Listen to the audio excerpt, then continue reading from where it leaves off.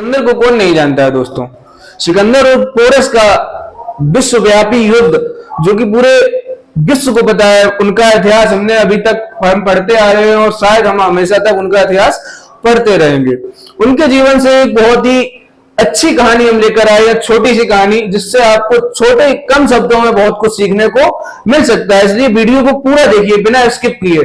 बहुत ही अच्छी बात हम आपके लिए लाए हैं, बहुत ही आप उससे कुछ सीखकर जीवन में सक्सेस जरूर हो सकते हैं। अगर आपने सीखने की कोशिश की तो आप जरूर सीख पाएंगे।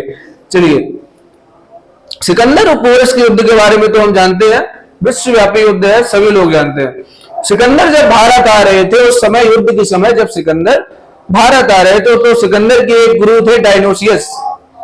उन्होंने कहा सिकंदर से, डायनोसियस ने सिकंदर से कहा कि कहां जा रहे हो, तो उन्होंने बताया कि मैं वहां जा रहा हूं, भारत में जा रहा हूं, भारत विजय करने, पोरस के साथ हमारा युद्ध है, युद्ध में युद्ध करेंगे जाके और भारत को हम जीतकर आएंगे।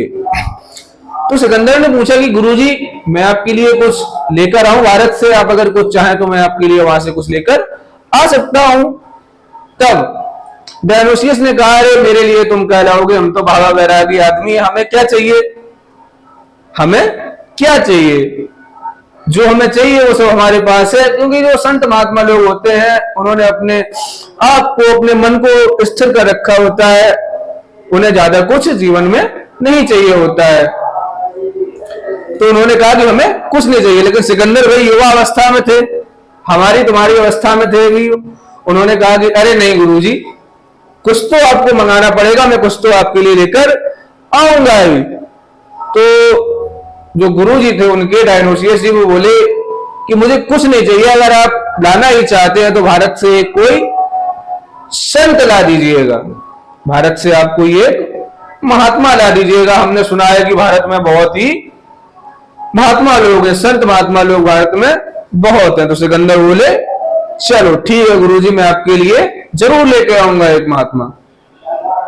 सिकंदर आए, पोरस के साथ युद्ध हुआ। जब वापस जा रहे थे तो उन्होंने अपने सेनापति को आदेश दिया कि जाइए आप एक साधु को ढूंढ के लाइएगा, एक साधु को ढूंढ के लाइएगा जिनसे मैं अपने गुरु की भेंट करवा सकूं, या जिनको मैं अपने गुरु के पास लेके जा सकूं। चूंकि गुरु ने कहा था कि आपको एक संत लेके आना है, आपको एक साधु लेके आना है, इसलिए तो सेनापति जी गए।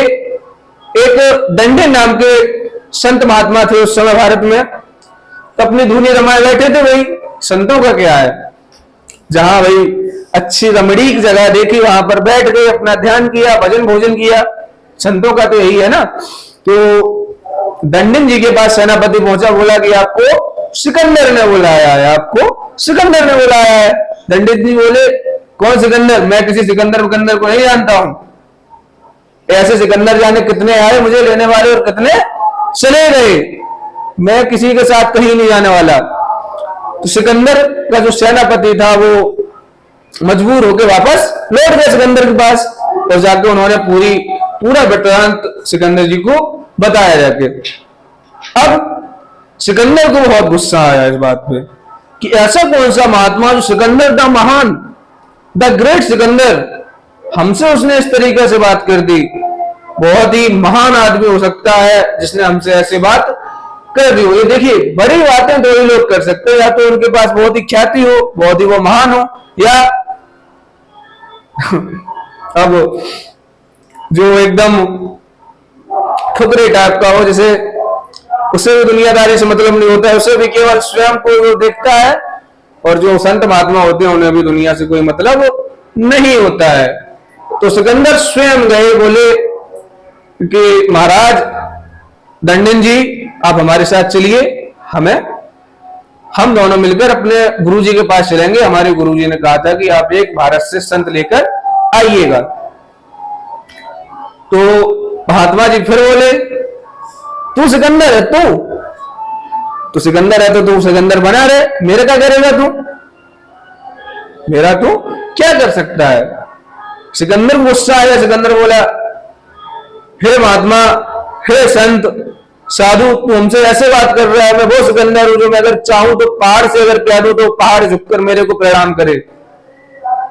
महात्मा बोले कि तुम में अगर इतनी ताकत है तो तुम इस पहाड़ से कहो, मैं भी देखता हूं आज कि कोई सिकंदर नाम का व्यक्ति था जिसने पहाड़ को भी झुका दिया था। तो सिकंदर भाई डर गए। सिकंदर समझे वास्तविक ये कोई महात्मा, पहुंचे हुए महात्मा है, ये हमारी सारी बात जानते हैं, समझते हैं, इन्हें दुनिया के बारे में सब कुछ जानकारी है। तो सिकंदर ने फिर आग्रह किया कि आप चलिएगा मेरे साथ। सर, महात्मा जी कहा, सर कहा, जो कुछ भी कहा कि सर प्लीज आप मेरे साथ चलिए, मैं अपने गुरु से वादा करके आया हूं कि मैं एक भारत से साधु को लेकर जरूर आऊंगा। तो दंडन जी बोले, हे सिकंदर, हे राजन, मैं आपके साथ जरूर चलूंगा, लेकिन आप केवल मेरे एक सवाल का जवाब दे दीजिएगा। यहीं से देखिए, जो हम आपको बताना जा रहे हैं वो हमारा यहीं से मेन उद्देश्य शुरू होता है, यहीं से आप कुछ सीख सकते हैं, समझ सकते हैं। तो सिकंदर ने कहा, ठीक है, मैं आपके सवाल का जवाब दूंगा। समझिएगा, गहराई को समझने की कोशिश कीजिएगा, मतलब समझिएगा बात का। दंडिन जी ने कहा कि हे सिकंदर, अगर तू रेगिस्तान में फंस जाए और तुझे लगी हो बहुत जोरों की प्यास, तू रेगिस्तान में फंस जाए और तुझे बहुत प्यास लगी हो, और मेरे पास एक गिलास पानी का हो, मेरे पास एक गिलास पानी हो, अब मैं वो पानी तुझे दूंगा नहीं। अगर मैंने तुझे पानी दिया तो तू मुझे क्या देगा, क्योंकि बिना पानी के तो आदमी मर जाएगा ना, बिना पानी के आदमी जीवित रह नहीं सकता है। तो बोले कि मैं तुम्हें अपना आधा राज्य दे दूंगा, मैं तुम्हें अपना आधा राज्य दे दूंगा। दंडन जी बोले कि अगर मैंने तुम्हें फिर भी पानी नहीं दिया तो मैं तुम्हें अपना पूरा राज्य दे दूंगा। सिकंदर बोले कि अगर आपने मुझे फिर भी पानी नहीं दिया तो मैं अपना पूरा राजपाट तुम्हें सौंप दूंगा। तब महात्मा जी ने कहा, दंडन जी ने कहा कि हे सिकंदर, देख, तेरे पूरे जीवन में जो भी तूने कमाया है, जो भी तूने अभी तक अर्जित किया है, मार काट लूट पाट करके तूने जो भी अर्जित किया है, उसकी कीमत एक गिलास पानी जितने भी नहीं है, उसकी कीमत एक गिलास पानी जितनी भी नहीं है। तो तेरा ये सब करने का क्या मतलब रहा? तूने जिंदगी भर अपने लूटपाट की, दूसरे राजाओं को मारा, युद्ध में उन्हें मारा काटा, तब जाके तेरे पास ये सब कुछ आया, जब इसकी कीमत एक गिलास पानी जितनी भी नहीं है। तो तेरी जो भी तूने अर्जित किया उसकी कोई भी वैल्यू नहीं है पूरे जीवन में जो किया।